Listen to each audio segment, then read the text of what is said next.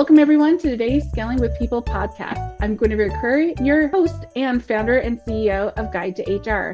I'm excited to have Dan Tocchini with me today. We're going to be talking about culture. One of the biggest topics we're going to talk about is why, the number one reason why culture doesn't change. We're also going to be talking about leadership culture development and some other fun things that will help you build your leadership team. So Dan, tell us a little bit about yourself today. Well, thanks for having me, Gwenevere. I appreciate it. This is exciting. I'm Dan Tocchini, and I'm a co-founder of Take New Ground. I'm also a managing partner. I specialize in culture and leadership development.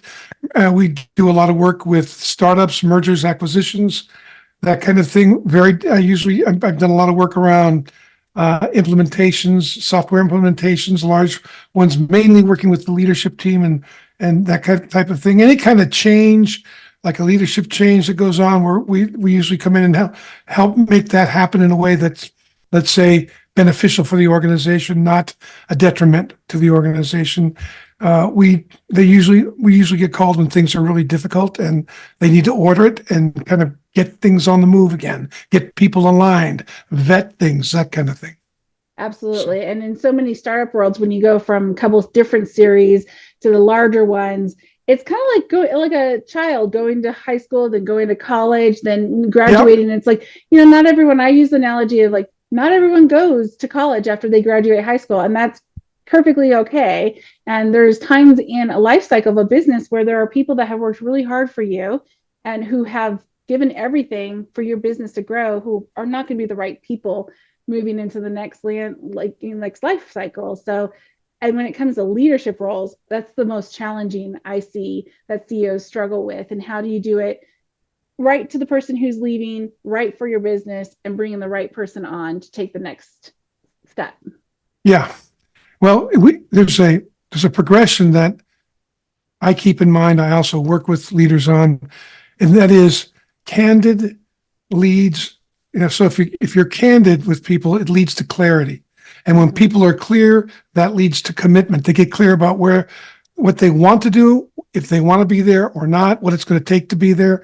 So we start with, and they kind of matches managing, like in order to get a really strong leadership team, a strong culture, we start with having people think about managing themselves first, managing their own psychology, the way they're thinking, how it's impacting the way they engage their team, all of that. So if you can manage yourself well, you can begin to lead people well. But if you're not managing yourself, you'll tend to be incongruent and incoherent sometimes for the team. And maybe they'll walk on eggshells because they won't know what to expect. So we start at that level and then work out with the team. And that opens up a ton of conversations. Yeah, I love that mindset. I learned early on in my career that you bring baggage from your prior work experience to your new work life, and it's not the same. And, I learned, I reacted really, really strongly at a situation. And one of my coworkers was like, why are you reacting that way? And I'm like, oh, like, that's a great question. Like, I just responded because that was like my fight response from my prior experience. And I'm like, oh, I don't need to do that here. And then that was a very opening moment for me of recognizing that when I have a strong reaction, to like pause, take a minute. Why am I reacting this way? What's causing me to do this? And is this the right way to be reacting in this moment with the company, whatever the situation is? And 9 out of 10 times it's like, nope, that was a trigger from my past. Like, I should not be responding this way. Well, it takes some awareness to do that, right? And I've got to be aware of my own conversation. So you and I are having a conversation, but we have so much extra RAM. We have other conversations going on, right? So as we talk back and forth, because your brain can understand up to 450 words a minute. We might be talking at 75 words a minute or 50 words a minute. So all that other space is going to have, like, I'm talking to myself about our conversation, and is it good? Is it working? Is it not working? Is this what she wants? Blah, blah, blah. I'm also talking to myself about, how am I doing in this conversation? Am I coming across clear? Am I, would somebody want to entreat me? And then I'm also having a conversation about you. It's like, okay, do I trust her? Do I not trust her? Is Will she ask a tough question? Those kinds of things are Yeah. all going on at once. And it's so easy to give somebody credit for what you make up about what they said as if that's what they said. And I like what you said. It's kind of like checking in, seeing if what they heard is and what they're making up is what you think they're making up or you think that's going on. And we Mm-hmm. often miss that. And it takes some awareness because if I can do that, I'll often learn what I need to hear so we can have a more productive and connected conversation in the process. Yeah, absolutely. And even I catch myself sometimes you're just at like such a high speed. I will read something too quickly and misread a couple Oh, words, which has a completely different interpretation of how I like what is being said and how I should respond. right. So if you catch yourself like starting to type up a hot message back, take a moment, let it That's sit, go back, read, go get something to drink, go, yeah. do I'd so many pace times I've stretches. done that so many times. I go back and read and go, wait a minute, they That's didn't not what I say what I said. thought they said. In fact, they said the opposite, right? Yeah, yeah, Yeah, absolutely. absolutely. So we kind of are talking a little bit about like responses, and I think sometimes like responses can also go into conflict. And I know that you say conflict is the quote yellow brick road Yeah, to success. I'd love to dive into that a little bit more and understand from your perspective what that means. yeah. Well, normally, conflict is a yellow brick road to success because where things are conflicted, it's usually because people agree that they want the same thing, but they don't agree on how to get it. And so Mm, you tend to argue about because they're arguing because they care. Now, yeah, if they're not invested and they're arguing or they're just arguing to be right, that's a different conversation. And there's ways to tell that. But normally people get conflicted on a team because they have strong opinions about what should be done about this issue that both people care about, or if there's multiple people. And so that's the first thing to start to realize is really a good argument is a great way to perfect reason. Is to like if you and I are having an argument about doing something together on the same team, if I can respect you enough and your opinion because you're expert in what you do and you me, we're going to be able to hone our own thinking. You might say some things, you might point holes out in my thinking or the way I'm relating to it or the strategy that could help me see things the way you see them. And that may influence how I engage you. It may change what I'm thinking about. Or it may cause me to get clearer about my point of view. And I can then give you what clarified for me and see how that works. And we gradually will come together. But if we're doing it well, we're going to make better decisions. We're going to have better thinking. And the team gets better at thinking because they're involved listening to the argument. So as we negotiate and work together, it causes other people, and they may chime in as well, which may bring, it should bring, if it's focused on the company and focused on the mission, should bring us to the best decisions. I mm-hmm. don't know if you read Good to Great by Jim Oh yeah, Collins. yep, He talks about the difference between, he was talking about two banks, and one bank was people were very formal, and there was never any arguing, and they were getting their lunch given to them in the market. I think it was Wells Fargo was the other bank, and it sounded like an Italian family. Everybody, arguing at this and talking at the same time. But he said they were rigorous in their argumentation, but they would always make the best decision because people were encouraged to point their opinions out and then allow the challenge to occur. And there's that takes some finesse by a yeah, it leader to does. be able to generate that. But that's probably the most effective culture to being able to shift with the market, that kind, and to be able to deliver services that are going to answer your clients or customers' pain. So, Yeah, that makes sense. So, kind of talking about that, like you have a bunch of people who are working together with some conflict, with some debates happening, but then there's a follow through on that. And what do you see is some of the challenges that executives and founders in today's landscape are seeing in regards to it's not about a commitment, it's not about like agreeing on where we're going, but it's more about like agreeing to commit and execute on that. What are you seeing in the world with your customers on just the accountability part? Well, there's a couple of things. One, I think what you're talking about is getting people aligned with what you're up to, even if they don't agree with it. So the first thing is being able to understand what their opinion is, then be able to clarify what you can use out of that opinion or not, why that opinion's or at least why you see it working or not, so that there's some sense of logic about the argument, right? And so clarifying, continuing to keep clear why we're having the discussion, and then clarifying the points of view continuously through the argument will help keep people grounded and not get so upset or passionate about their idea that they lose the plot or they start to disrespect people, or they do things that are distracting from their point of view, and then that can skew the argument. So that requires, in my opinion, trust.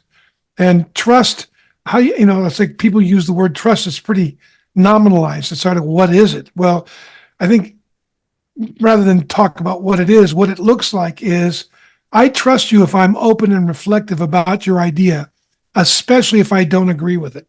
Mm-hmm.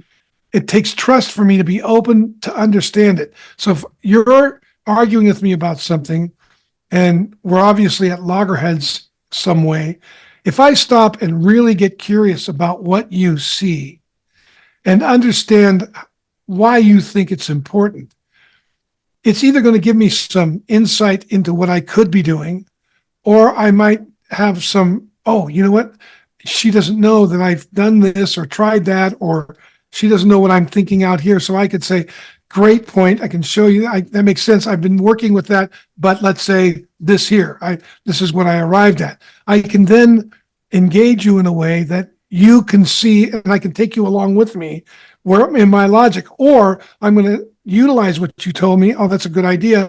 And then we're shoulder to shoulder again. I mean, the idea is not to get head to head. It's, can we get all four of our eyes on the same problem? And even though we see different things, what can we derive from it that would be best for the problem we're looking to solve? And that's what I mean by conflict is kind of the yellow brick road, because I don't know about you, but when I have a tough conversation with my team or family, if my aim is really to be hard on the problem and not the person, soft on the person, hard on the problem, and they get that I'm after the problem and I respect them, and we have a pretty heated conversation about it, on the other end of it, I've noticed we're a lot closer, even if I didn't get my way or they didn't get their way, or we combined what we did. There tends to be a deeper respect for each other and a collegiality that didn't exist prior to that. It's whether people are willing to stay into that, hold into those kinds of conversations, and really bear them out.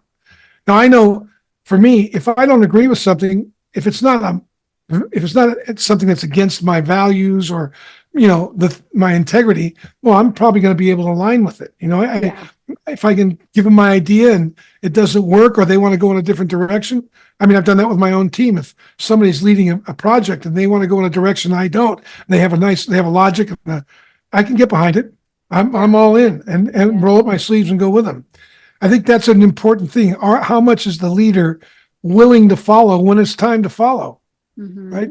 A good leader does that. So absolutely. And also creating the space that you're listening.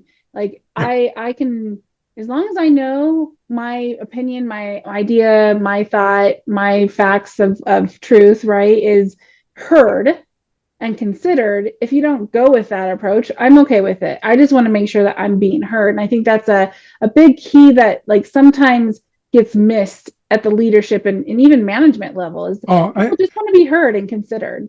Oh, I mean, I've been married for 50 years, and that's probably the biggest, and I've got happy life, being heard, right? Well, and I'm a happy partner too. I have a business partner.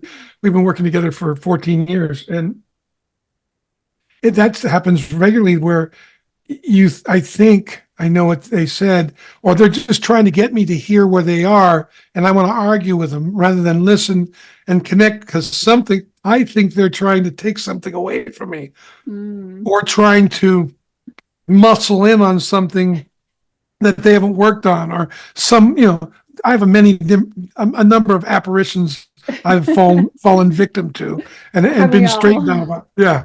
So, yeah, I mean, and particularly, when you're in a startup, the pressure's high. The time, you usually, your ramp's running out, and you're delivering something by a certain date, and circumstances come up to get in the way. That can shorten your listening span, because you're so anxious or in survival yeah, about what you are afraid might happen, that the very way you're in the moment actually creates a the self-fulfilling prophecy, reality. right? Because you didn't show up in that moment. You were out here at your worry. And by Yeah. not showing up, it produced what you were afraid would happen. Yeah. And also too, like I know a lot of founders and CEOs, they've already kind of have a direction or made a decision, but they've been doing it in their mind or with a subgroup of people that has like maybe the founder, maybe the investors or, family members or whoever, right? Mentors. And they haven't brought their team along until it's like, okay, we're going to do this. And then it's like, well, Oh, the team has no idea where this came from, was not part of the conversation.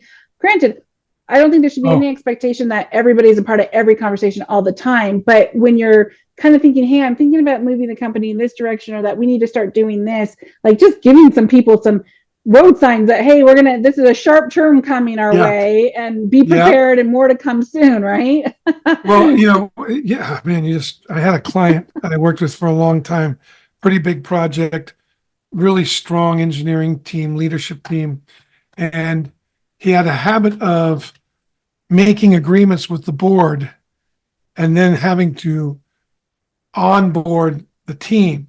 And one of the interruptions I made was, I asked him, do you think the team could have helped you in creating the narrative with the board before you went in? And he said, no, I never thought about that.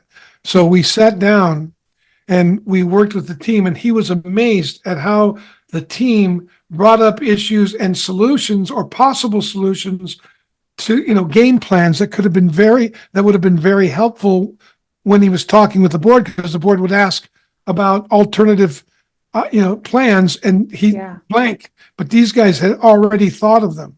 Mm-hmm. So it's amazing. A lot of times I think just in the hurry or the rush, or I don't think about it because they're not bearing the heat with me in front of the board, but they can sure help you dissipate it. And then when you get something done with the board, they're already on board because they had part of it and they're familiar with where you're going. And they could probably help you think about how to continue to negotiate and push back when you need to. Exactly. And if they've already come up with some potential solutions, they probably already have the first couple steps ready to execute on and get moving a lot quicker. Yep. And the other thing I think about is in startups, particularly tech startups, there's a high level of creativity that has to be present. Mm-hmm. And creativity is a result of play. Like you've got to be able to relax and play and think about the idea. And there's always this tension because you got to also have the business idea. You got to take care of the investors, and you got to make sure they know you're on it. So there's this tension. You got to be careful, because if there's too much business, you're going to flatten the creativity. And if there's too much creativity, you're going to create suspicion in the board and the investors. So there's that tension you're constantly working with.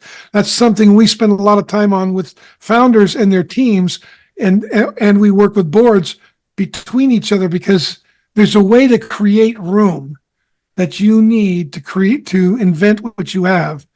And there's ways to give investors and board members an idea of the ramp. Even though you can't predict everything that's going to come out, you can take them on the ride and they'll understand along the way. But if you're not talking to them, and then you got to go in there and create this broad understanding of something that's specialized and they haven't been following, oh man, that's like, it's a death knell. It's a death knell. Absolutely. And so in that, you're talking about, like, I totally agree with you in that culture of like the creativity, but also the business need. And I find that a lot of companies struggle with that. And I said earlier in introducing what we're going to be talking about, what is the number one reason you see cultures don't change? Because could be a big change to a current culture in place, but yet is a needed change. Well, the reason they don't change is usually because of the question they're trying to answer. Right? So we're always in a question. We're always answering a question. And if the question is the typical human default question, which is, am I going to make it through this? Am I going to survive? That opens up a different set of possibilities than what's it going to take to bring this to fruition? And I'm willing to do whatever it takes, right? It's not like a good idea. It's not something I want to do. It's the kind of idea where I go, I'm willing to do what it takes. Then I'm going to be much different in the process. And what generally happens when I've noticed is people are so caught up in whether they're going to be accepted or it's going to work out or they're going to get what they want, that they're unwilling to try new things that are necessary or have conversations that feel like they're dragging you down. There's a great book out that Harvard Business School. It's by the Harvard Negotiation Project. It's called "Thank You for the Feedback," and it's a 10-year study by Sheila Heen. She's mom. It's a 10-year study on what feedback should you listen to, and I mean it's really it's an easy read. It's very helpful, but in it, this is their answer after 10 years of study. You basically got to listen to all feedback to a certain degree because your natural physiological response a lot of times is, I don't have time for this. I've already heard this. And you may have already heard the first part, but you might want to listen a little further. Because your body naturally doesn't want to waste energy, because in survival, the body wants to save energy in case it needs it if you come under attack or something, right? So that's what gets us really antsy when one of our team members is trying to say something and they're not doing a good job of putting words on it. And so how often do we just skip by them or shut them down and miss a key? And the most important thing I've learned, most great possibilities, new possibilities to break through whatever's stopping us initially look like a threat. Because it's outside. Powerful. It's outside of my comfort zone, and I'm dying for it. I know I'm trapped in my comfort zone, my bias, and then some innocent soul on the team comes along and says, have we thought this? And I get pissed off, like it seems stupid or threatening. Are you crazy? Right? That's usually what comes out of my mouth or something like that. And when I could go, I know I've never thought about that. Tell me more. Or what do you mean? Or I could tell them what I think it means. Or, there's so much I could open to entertain that. And, we always see that on the movies in Hollywood. Somebody comes along. I was watching Jennifer Lawrence in one of those pictures. She had the mop. And it was, this guy was with Kmart, and he, I think it was Bradley Cooper's paying the exec at Kmart. And he says, I run the number one company in the world for affordable merchandise. You can tell it's like this, so I know my merchandising. And she goes, give me a chance. And he says, okay. And she starts out by saying, all I do is clean my house. That's what I do. I'm a housewife. That's what I developed this mop because this head is light. And she goes into all the benefits. You can throw it in. And by the time she's done, he goes, let's do it. I've heard he got, and that's, at first, he didn't want to hear it, and he was giving her a reason why he wasn't going to hear it. And she had the courage to say, would you just give me a chance? And then she pitched him, and it's actually a great scene. But how often do we miss that opportunity with a team member who maybe the whole idea is not a great idea, but how do you know that there's something in there that might not work? It behooves you to slow down for a few minutes, might save you a few years.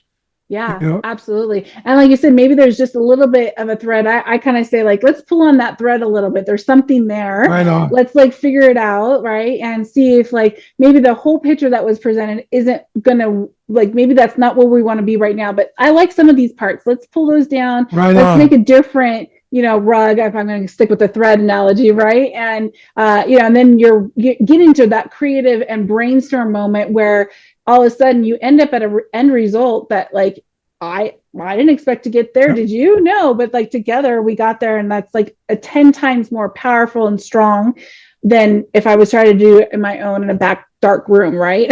So true. And the other thing is, if let's say there's nothing there, you then can work with this person to learn what it is, the way you want them to think about it, to let them see what's not working, to give that, it just further orients them. It takes a few minutes. I have not found it takes more than 10 minutes or 15 minutes to listen to somebody, have a corrective conversation if it's not working, and it benefits them. And they get A, they were heard, B, you care enough about them to develop them, and you send them on their way, and they have a better sense of how to come back the next time. So that's culture development right there. Absolutely. Right? And it's also part of like setting expectations. People know what's expected of them or what you are expecting of them. It helps them understand, okay, I need to focus on this or I need to work on that. And it's not this like weird ambiguity of like, I'm not quite sure if this is what the person's looking for, or what the business needs. Like, no, I said, this is what I'm looking for. This is what I need. And like, go from point A to point C. I don't care if you decide to land in M or not, but like, just make sure you get there. That's kind of like, for me, what I see works really well.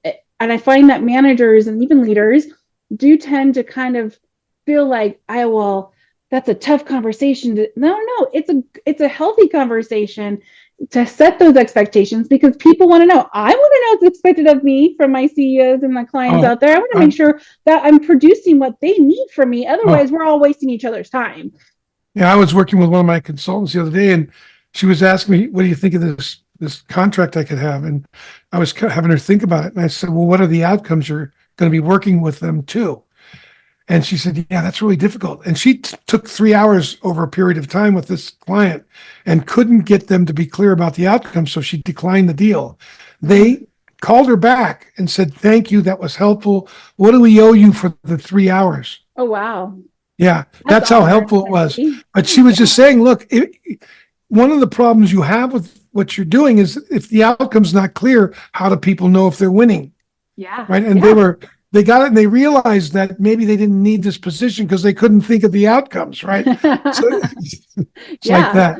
Exactly. Or in the same context of like, doing executive offsites, or you're trying to figure out what the next thing is, like, what's your root cause, or what is the problem statement? What's the question you're trying to answer? And then where do you expect to be? And then spend the time in the middle working as a team to get there. But if you don't have those two frameworks, it's kind of like, your guardrails on your road. It's okay if you're like on the right side or the left side. I'd like you to be more in the middle, but you're on the road. As long as you don't go off the road, you ruin the guardrails, we're good to go. So this is such a fun conversation. I feel like we could talk for hours. But as we start to wrap up, what's one tidbit or trick or tool you'd like to share with the audience, especially being a founder yourself, maybe a lesson learned that you would love to share with the audience? A lesson I learned a long time ago, but I keep relearning it. I learned it first with my grandfather, and that was, you can't explain your way out of what you behaved your way into. Ooh, and that's so a great quote. It helps me, man. It helps me because the minute I start to want to explain my way out of it, which means I'm really defending how I got here, then I'm stuck. And I go to, well, what do I need to do? What's wanted and needed from me now to produce a result that would indicate something new is going on, that I'm moving toward what I said I'd do, not away from it. Rather than give assurances, talk about it, it's real simple. I can behave my way out of it. I can make a request. I can make a new promise. I can ask for forgiveness and make a new promise. Whatever. There's as long I know as a CEO, I want someone. I don't care if they're going through troubles. That's okay. I'll work with them. But what I want to see is that they're willing to take action, and they are clear about that it's going to take action to get out of it, and that their conversation with me is, if it's maybe they need some room and they need to get clear. Maybe they need some coaching or some resource, or I can help them think through something. Great. But if I see that they're ready to move, they're willing to make a request afterwards, I know we've got something going there, and they're setting a target that they're going to aim at. We got something happening. So if you find yourself explaining your way out of something, just stop and get your mind right about what needs to happen from you. And you can declare that. You can say, you know what? Here's what I'm going to do. Or I got a request from you. Like, that's one of the biggest things I find in arguments or complaints. If I was complaining about you, I'd say, oh, Gwenevere, this and that. But what's really going on is I probably have a frustrated request and I'm afraid to make it. Like, Gwenevere, would you listen to me? Or Gwenevere, would you slow down and just take a couple of minutes so I can tell you this? When would be a good time to do that? Instead of going and complaining at the water cooler, I could do that. Yeah. So That is such a good advice. Well, thanks, Dan, for joining me today. And I hope for the listeners that you got some great tidbits. I know I certainly did. And join Dan and his team on growing your leadership and creating a culture that's going to help you thrive. Thanks, everyone. thanks.